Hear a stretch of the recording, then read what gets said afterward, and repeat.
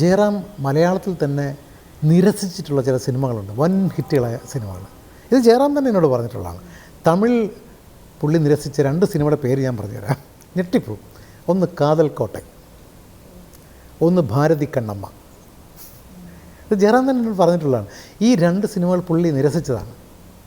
Huge ഹിറ്റാണ്, ഭയങ്കര ഹിറ്റാണ്. അതുപോലെ മലയാളത്തിൽ അത് ഞാൻ പേര് പറയുന്നില്ല, എല്ലാവർക്കും അറിയാം സിനിമകൾ ഏതെന്ന്. അപ്പം കഥ സെലക്ട് ചെയ്യാനുള്ള എവിടെയൊരു പ്രശ്നമുണ്ട്.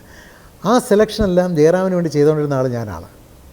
ഈ കഥ ചെയ്താൽ മതി ജയറാമേ, അടുത്ത് നമുക്കിത് ചെയ്യാം. ഒരു കഥ, ഒരു സിനിമ ഷൂട്ടിങ്ങിനിടയ്ക്ക് ഒരു കഥ ഞാൻ പറഞ്ഞില്ലെങ്കിൽ എന്നോട് പുള്ളി ചോദിക്കും, അടുത്ത പ്രോജക്റ്റ് പറഞ്ഞില്ല ഇതുവരെ. ഞാൻ പറയാം നമുക്ക് ഡബ്ബിങ്ങിന് വരുമ്പോൾ പറയാം. ആ സിനിമയുടെ ഡബ്ബിങ്ങിന് വരുമ്പോൾ അടുത്ത പടത്തിൻ്റെ കഥയല്ല, ചുമ്മാ ഒരു ഔട്ട്ലൈൻ പറഞ്ഞു കൊടുക്കും. ഇപ്പോൾ കൊട്ടാരം വീട്ടിലാപ്പോട്ടും കഥ ഇങ്ങനെയാണ് പറഞ്ഞു കൊടുക്കുന്നത്.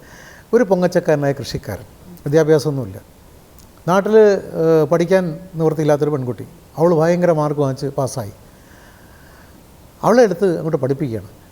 അവൾക്ക് എന്ത് വേണോ പഠിപ്പിക്കാമെന്നൊക്കെ കയറി സ്റ്റേ ചെയ്യുന്നുണ്ട് പറയാം. അവൾക്ക് പഠിക്കേണ്ടത് MBBS ആണ്, മെഡിസിനാണ്. ഇത്രയും ആവശ്യമൊന്നും പുള്ളിക്കില്ല. പുള്ളിക്ക് പറയാൻ മരിച്ചിനെ കൃഷിയും തെങ്ങും മാത്രമേ ഉള്ളൂ.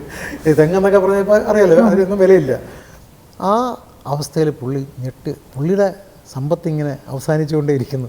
ഇതിനിടയ്ക്ക് അറിയാതെ ഇവളോടൊരു പ്രണയവും, 7ാം ക്ലാസ് പോലും പഠിക്കാത്ത അപ്പൂട്ടന് ഈ MBBS കാര്യോടൊരു പ്രണയവും.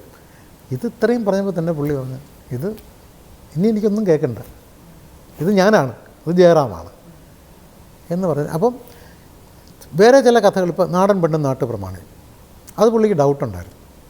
അത് പറഞ്ഞ് മനസ്സിലാക്കിച്ച്. അപ്പോൾ അന്ന് പറഞ്ഞാൽ പുള്ളി മനസ്സിലാക്കും, ഇപ്പം മനസ്സിലാക്കത്തില്ല. അതാണ് പുള്ളിയുടെ മറ്റു ഡയറക്ടേഴ്സിൻ്റെ സിനിമകളിൽ അഭിനയിക്കുമ്പോഴും പുള്ളിയുടെ സിനിമകൾക്ക് വരുന്ന പരാജയം അവിടെയാണ്.